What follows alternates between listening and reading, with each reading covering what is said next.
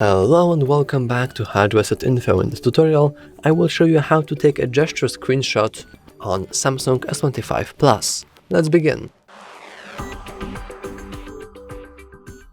Now, taking a gesture screenshot is really simple.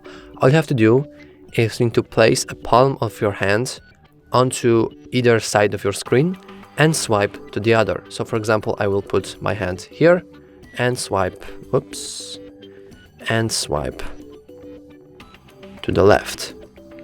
And the same is working if you swipe from the left side of your screen to the right.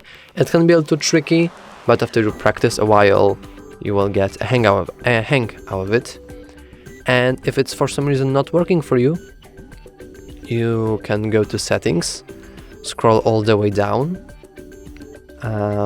find advanced features, and here you can click motions and gestures.